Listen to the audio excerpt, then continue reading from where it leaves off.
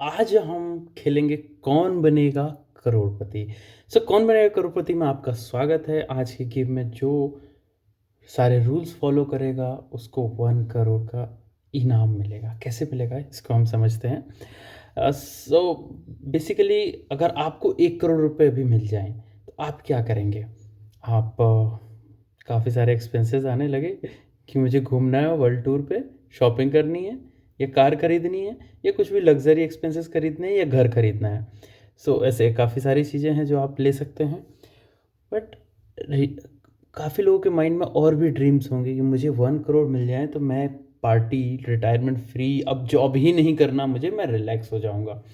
सो अगर जॉब ही नहीं करना, रिलैक्स होना, या रिटायरमेंट प्लानिंग करनी है, तो रिटायरमेंट के लिए देखिए, अगर आपने कोई कार के लिए अगर आपने कोई लोन या कुछ फाइनेंशियल प्लानिंग करी, कुछ पैसा इन्वेस्ट किया है, लेट्स से कार अगर 15 लैक्स की है, और आपका जो प्लानिंग करके जो आपने इन्वेस्टमेंट किया वो अगर आपका 10 लैक्स आ गया, तो बचे हुए 5 लैक्स का आप लोन ले सकते हैं, कार लोन। या आप कार को थोड़ा छोटा कार ले सकते हैं जो 10 लैक्स की आ जाए, या कुछ दिन पोस्टपोन कर सकते हैं।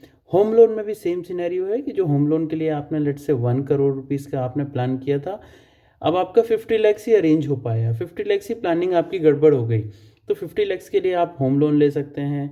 तो कुछ छोटा घर ले सकते हैं, कुछ दिन वेट कर सकते हैं। एंड शॉपिंग एंड ट्रैवलिंग तो ये आप जब ऊपर के दो को सेक्रीफाइस कर सकते हैं तो इसको भी। इनफैक्ट एजुकेशन लोन पे भी अगर आप ले रहे हैं तो एजुकेशन लोन ले सकते हैं अगर आपका गोल फाइनल नहीं हुआ तो। बट अगर आपका रिटायरमेंट के टाइम पे आपका जो प्लान है अगर वर्क नहीं किया, आपकी इन्वेस्टमेंट वर्क नहीं किया, तो उस टाइम पे आपके पास कोई ऑप्शन नहीं बचता है कि आपको स्टैंडर्ड ऑफ लिविंग से ही कॉम्प्रोमाइज़ करना पड़ता है। तो इस चीज़ में फोकस करिए और अपने इनकम के बेसिस पे अपने एक्सपेंसेस या अपनी इन्वेस्टमेंट को प्लान करिए। देखिए, इनकम बहुत अच्छी बात है, हर व्यक्ति को इनकम ग्रो करना चाहिए। लेट्स से 1 लाख का मंथ अगर आप इनकम कर रहे हैं, 1 लाख का मंथ आप अर्न कर रहे हैं, एंड इन दैट 1 लाख अगर आप 1,10,000 के आपके एक्सपेंसेस हैं, मतलब आपकी 25th आते आते या मंथ एंड आते आते आपकी जो सैलरी होती है वो क्रेडिट कार्ड से ही पे होती रहती है, फिर आपके पास कुछ बचता नहीं है। तो आप समझ लीजिए आप ट्रैप पे हैं, क्रेडिट कार्ड के ट्रैप पे। हम एक्चुअली नहीं, दिखावे वाली ज़िंदगी के ट्रैप में, दिखावे वाली शो ऑफ की लाइफ में। इसको आपको समझना पड़ेगा, आपको अपनी प्रायोरिटाइज़ को जॉट डाउन करना पड़ेगा कि क्या मेरी प्रायोरिटाइज़ हैं, इन प्रायोरिटीज़ हैं, और इन प्रायोरिटीज़ को मुझे कैसे वर्क करना है। ओके। सो आप आपसे तो बेटर वो है जो 50 L का अर्न कर रहा है, सॉरी 50,000 रुपीज़ अर्न कर रहा है, एंड इस 50,000 में 40,000 में उसके सारे एक्सपेंसेस हो जाते हैं, एटलीस्ट 10,000 रुपीज़ अ मंथ तो वो इन्वेस्ट कर ले रहा है।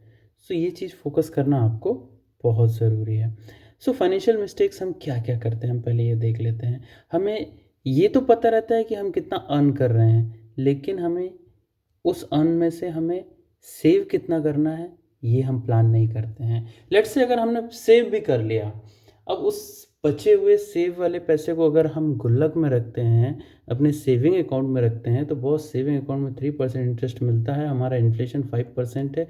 You are already firing your money, आप अपने पैसे को आग लगा रहे हो।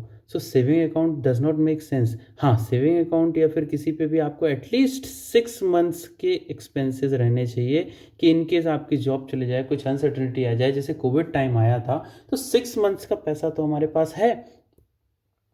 नेक्स्ट, अब वो जो बचा हुआ पैसा है उसको हम इन्वेस्ट कहाँ कर रहे हैं। देखिए, risk and return are directly proportion. अगर आप एफडी में इन्वेस्ट करते हैं आपको 8% रिटर्न मिलता है, तो उस 8% रिटर्न बॉस 6% तो इन्फ्लेशन है।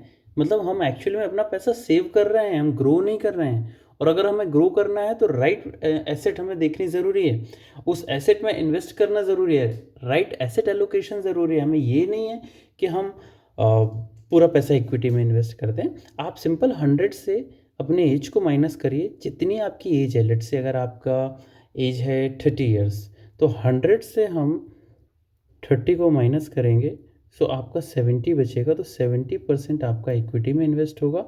ये भी अलग अलग कैपिटल में, लेट्स से इसका 60% आपका लार्ज कैप एंड 25% आपका आ गया mid cap and 15% small cap, ये 30% एज पर योर एडवाइज़र। अपने एडवाइज़र से अपनी रिस्क प्रोफाइलिंग करवा के पहले कंसल्ट ज़रूर कर लें इन्वेस्टमेंट के पहले। जैसे आप एक डॉक्टर के पास कोविड होने के बाद आप हेल्थ कॉन्शियस हो गए हैं, फिटनेस, डाइट्स, इन सब के लिए कंसल्ट करते हैं, इन्वेस्टमेंट के लिए भी वैसे ही कंसल्ट करिए, उसके बाद इन्वेस्ट करिए। नहीं तो आपकी रिटायरमेंट प्लानिंग में आप ये करेंगे कि काश मैं कंसल्ट किया होता और सही फाइनेंशियल एडवाइज़र के साथ कनेक्ट किया होता। सो अब सही इन्वेस्टमेंट हमने चूज़ कर ली, कहाँ इन्वेस्ट करनी है ये हम सेलेक्ट करेंगे। इसके बाद हमें कंसिस्टेंट रहना है और डिसिप्लिन इन्वेस्टमेंट करना है। देखिए आपके जो एक्सपेंसेस रहते हैं ना, मुझे एक आईपैड भी चाहिए, आईफोन भी चाहिए, वर्ल्ड टूर भी चाहिए है, फ्रेंड्स के साथ पार्टी भी करनी है, और घर के तो रेगुलर एक्सपेंसेस हैं ही। तो इस टाइप के अब कुछ मैंडेटरी एक्सपेंसेस हैं, लेकिन कुछ पे हम बैंडेड लगा सकते हैं। कुछ ऐसे एक्सपेंसेस जैसे हमारी रेगुलर पार्टी को हम वीक में कम कर सकते हैं, वीक में एक बार कर सकते हैं। जो डेली की पार्टी है, डेली की जो अननेसेसरी एक्सपेंसेस हैं which does not add value to your life, we can erode them. In fact time को भी, जो टाइम हमारी लाइफ की वैल्यू ऐड नहीं कर रहा है, उस टाइम को हमें अपना यूटिलाइज करना चाहिए। सो अगर आप देखें तो सोर्स ऑफ इनकम हमारे पास एक है, हमारा बिजनेस या सैलरी, बट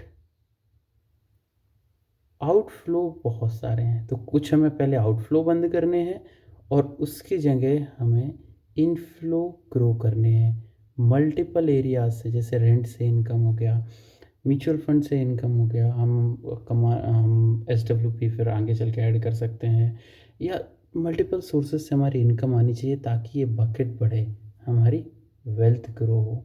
ऐसा ना हो कि हमारे एक्सपेंसेस ग्रो हों। तो इस पे आपको फोकस करना बहुत ज़रूरी है। हमें इनफ्लो बढ़ाने हैं, आउटफ्लो नहीं बढ़ाने। चलिए अब बैक टू बेसिक आ जाते हैं। हमारी बात हुई थी कि कौन बनेगा करोड़पति।